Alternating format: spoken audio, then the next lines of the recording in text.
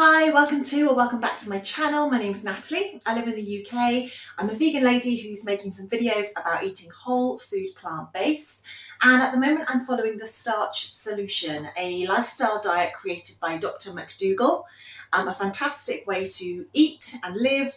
And it really explains and shows us how we can really eat quite simply and get all of the nutrition we need and allow our bodies to be at the correct weight for our height and our build, and live a really healthy lifestyle, free from lots of the diseases which are very prevalent in today's society, because they are very often caused by lifestyle, not just what we eat, but often it is to do with what we eat in our diet.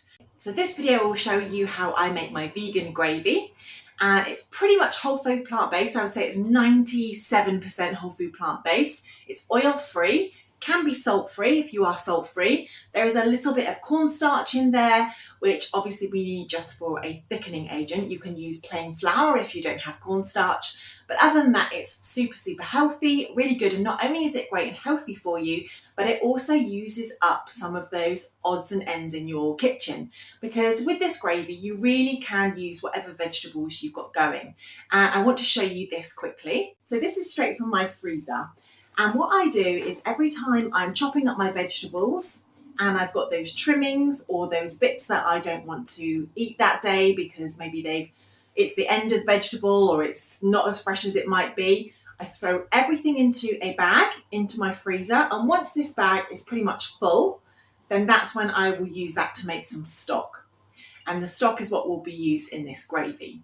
Now, you don't have to do this, but I do this because it's a really great way of reducing food waste, because I can put my onion skins, like the the garlic skins, anything like the odds and ends of carrots and potatoes and all sorts of things can go in here that you wouldn't necessarily eat, but you're not wasting them then. They're not, because we don't have that food recycling thing here where I live. We don't have that bio waste bin option that I know lots of the UK does have. We don't have it here.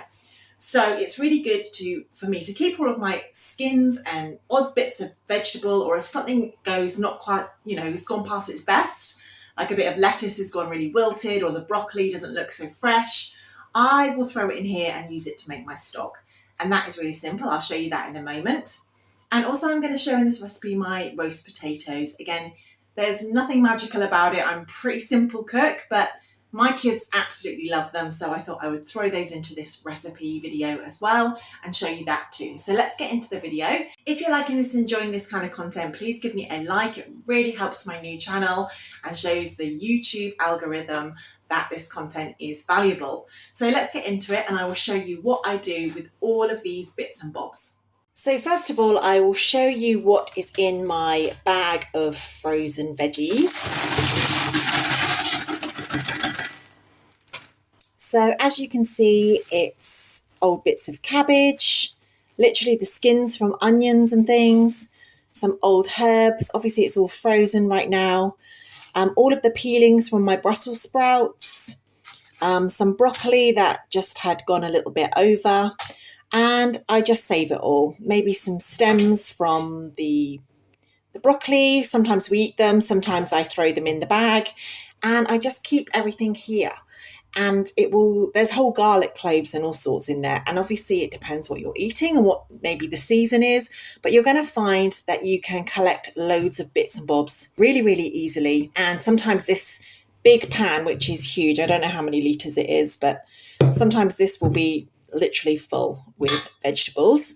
But yeah, that's what I do to make my stock. So I just now add some filtered water. And once the water's in there, I will also throw in a couple of bay leaves as well. I don't know, 3 or 4. And then that can go onto the hob, and you want to just bring that up to a boil and then reduce it down to a simmer. And you can leave that simmering away for hours and hours and hours. Probably the longer the better. You can go maybe 8-10 hours. Obviously keep an eye on it. And if you keep it covered, then it's not going to all evaporate away, but just simmer it on a really low heat for hours and hours and hours. And you are going to get everything out of those vegetables. And then you can just strain it and you've got a really healthy stock that's helped use up all of your waste vegetables. So we're also going to use mushrooms, celery, carrots and onion to start the gravy. I'll show you that in a minute. And when it comes to flavourings, obviously base flavourings and flavouring your gravy is the fundamental thing. So these are what I'm going to use. Now, you don't have to use all of these items. You can change things out as in what you've got in your country or where you live, but these are what I use myself. So from left to right, I'm going to use a little bit of red wine, which really helps with flavouring and also is great for deglazing the pan and giving that lovely umami flavour. Obviously, corn flour there at the back, that's going to be very useful for thickening the gravy. We're going to be using Marmite, which I don't know how readily available that is in other countries, but over here in the UK, it's a really popular thing to have on your toast, and we love it over here in my house. So we're going to use Marmite. It's a really, really, really thick yeast extract, and it gives a really good umami flavour as well. If you don't have that, you can use extra soy sauce or tamari, and you're going to get similar flavours. Next to that, we're going to use some balsamic vinegar. I have tried so many different balsamic vinegars really over the years, so many different ones to get a really good one. And this one I highly recommend. I will link it down below, but Odyssea balsamic vinegar is really good because it's lovely and thick and sweet, and I love that one. And it's not crazy expensive like some of them are. Some of the really good balsamic vinegars are really expensive. So this one is the best of both worlds. Next to that, we're going to have some soy sauce. Again, you could use liquid aminos if you are salt-free. I'm going to add salt and pepper to mine. Again, you could just have pepper if you don't like to use salt. And then lastly, over on the right is mushroom seasoning. Now, my son bought this for me as a gift. I will find it and link it down below. But mushroom seasoning is a game changer. Again, it gives a really nice umami flavour. Really, really delicious. And I add it to lots and lots of different dishes, especially things like vegan bolognese or shepherd's pie. Those kinds of dishes are brilliant. Adding that mushroom seasoning is really, really good. And that is just powdered dried mushrooms. So, there's nothing weird in there, and it's a really good way to have it in your stock cupboard. If you haven't got any fresh mushrooms, you can still get that nice umami flavour. So I will now show you how it all comes together. Start by chopping up your vegetables, just roughly chop them. You don't need to take the skins off the onions, you don't need to peel the carrots, just give it all a bit of a wash and put that oil into a large pan. If you've got a non-stick pan, I'd recommend that would probably be better. Mushrooms go in as well, just everything roughly chopped, and start to dry saute them. If you cover them, then they will start to sweat a little bit and release some of the liquids. So keep that going for about 15 minutes until you can see it's really starting to cook down and the pan is starting to catch slightly, which is actually what you want, because these are some of the good flavours that you're going to get. So yes, as you can see on the bottom of the pan there, it's just starting to catch, and that is when I would add in some corn flour or cornstarch. The recipe is down in the description below. So cover all of your vegetables in your corn flour, and then you can deglaze the pan using some red wine. If you don't want to use red wine, you could use apple juice, that would work well, or just plain water. But red wine gives that a really nice rich flavour and the alcohol will cook off. So move that around again, get it mixed up, and as you can see, it's really starting to caramelise. There's no oil there, that is just the things that you've seen me put into the pan. So really lovely, and the lots of flavour on the pan as well there at this point. So now I'm going to add in the seasonings. So we're going to put in a tablespoon or two of soy sauce. And here is the balsamic vinegar. As you can see, it's quite a nice thick one. Add that in as well. Keep it moving because it will want to catch on your pan, especially if you're non-stick. Here we are adding in the Marmite. Like I said, if you don't have that, add some extra soy sauce, liquid aminos, and you can start to add the stock. Now this is stock that I've made previously. And I add it in sort of bit at a time. I don't throw it all in one go because I really want to pick up all of those flavours from the bottom of the pan now. So keep moving it and making sure you're getting all of those sticky bits from the pan.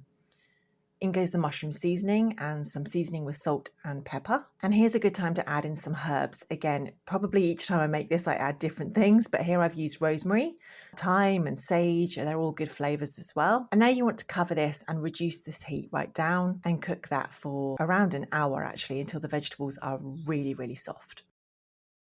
So here you see me adding my peeled potatoes to a large pan of slightly salted boiling water. This part is key, I think, to making great roast potatoes.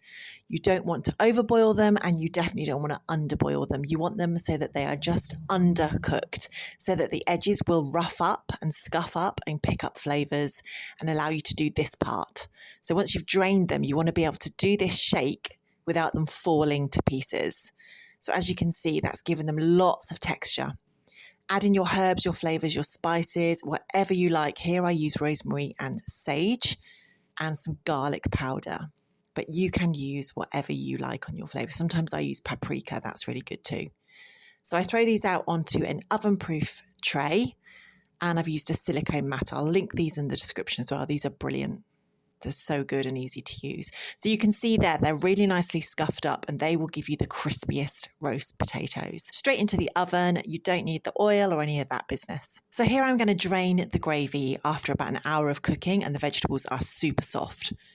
So I literally just do this over another pan and use my sieve, and you just want to press those vegetables through the sieve. If you just leave them to drain, it might take a long time, or you won't get all of the liquid, the gravy, through.